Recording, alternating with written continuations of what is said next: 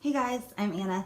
Thanks so much for watching. Today's Monday, so we're doing our story part 7 video, and I'm going to pick up where I left off last week, which was my daughter's dad and I and my daughter had all moved back in together. Things were seemingly going well. We had rented a house really nearby my mom's place, and I was working with her at this time. I had had a small amount of clean time, and then I started using again with my daughter's dad, and that charade didn't last too long. I would say maybe 2 or 3 months maximum. And one day, all three of us, my daughter, myself, and her dad, all were heading over to my mom's house, and we were in the car. My baby was asleep in the back seat, and we pulled up to my mom's house, and we decided that we were going to, I believe we were getting high in the car with my daughter in the back seat on the way there to my mom's. And we pulled up in front of her house and didn't realize that she had seen us pull up, and she had come out and was walking towards the car, and we were smoking heroin on foil with my daughter sleeping in the back seat. And so my mom walked up to the car, came right up to my window and saw that, and you can imagine it wasn't very good. We were terrified, and she was horrified. And so we ended up going inside. My mom took Arabella, I think, for the couple days following that, and had called CPS. And so we ended up, myself and my daughter's dad, and then my mom, my dad, and several other family members all met at the DSHS office nearby my hometown. And we met with the CPS caseworker, and we came up with a plan, which I believe entailed us going to so many meetings per week, taking random UAs, and then having random visits from CPS. So we were able to get my daughter back after, I believe, my mom having her for 2 or 3 days. And we went home, and we agreed to all these stipulations and went right back to using. I believe that we had tried to get on Suboxone for a while, and we did. And we were paying an astronomical amount of money for it because neither one of us had insurance. And I believe even if we had at that point, it wasn't covered. So her dad was paying for him and I to both see a doctor weekly, I believe, and then also paying out of pocket for the prescription for us to be on Suboxone. But that didn't last very long. So we went right back to using, and we were having random CPS visits. And during one of them, I had been passed out. Arabella had woken up that morning by herself, and the CPS caseworker had showed up, and it was probably like 8 or 9 in the morning, and I hadn't even woken up yet. My daughter was just roaming around the house by herself. Her dad was at work, and Arabella heard the knock on the door. She's 3 years old, I believe, at this time, and answered the door to a stranger while I was passed out in a total heroin coma, I believe, at that point. So, of course, it was the CPS caseworker who proceeded to yell into the door and wake me up, and I ran out of there all scrambled and freaked out.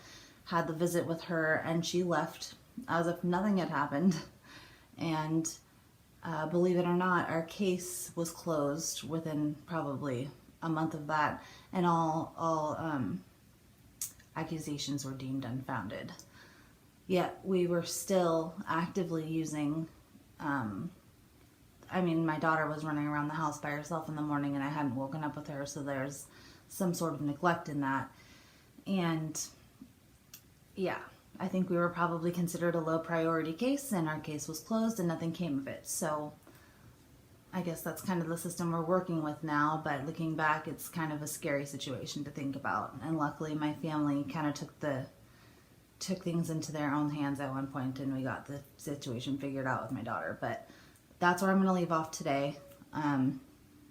There was a lot more use and a lot more craziness going on beyond this, but I'm going to leave off here today, and hope my mom's up next, so I hope you guys listen, and thank you so much for watching. Bye. Hi again, I'm Anna's mom.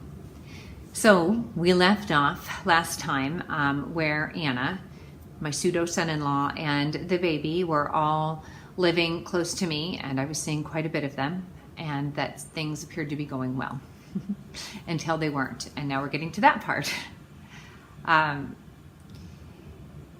So Anna had been working for me, and she was also working part-time at a daycare, and seemed like things were going pretty well, but not that well. It was hard for me to put a finger on exactly what the problem was or point to a specific fact, but Anna just seemed kind of not there when she was there, and she was coming over a lot with the baby and taking naps, and they seemed like a little more than naps. So anyway, one afternoon, she and the pseudo son-in-law and the baby came over to the house, and they pulled up in front of the house in their truck, and nobody came in for a while, which made me nervous. So I went outside and looked in the windows, and Anna and pseudo son-in-law were smoking heroin in the car. And the baby was in there asleep. So I'd had a really bad feeling, and wasn't able to notice any specific symptoms prior to that, but kind of thought I knew what was going on. We're starting to kind of catch on to what this looked like. So that was a problem. I immediately said, hand over the kid and I'll be in touch with you too. And sent them on their way. Called a family meeting. My family's been very involved with all of this support the whole time, and it's been wonderful.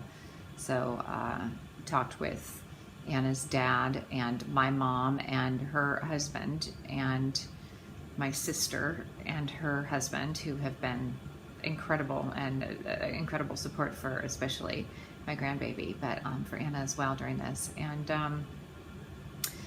I called CPS because I was worried this kid was going to be in danger, and we had her for a couple of days, but they were going to come and want her back.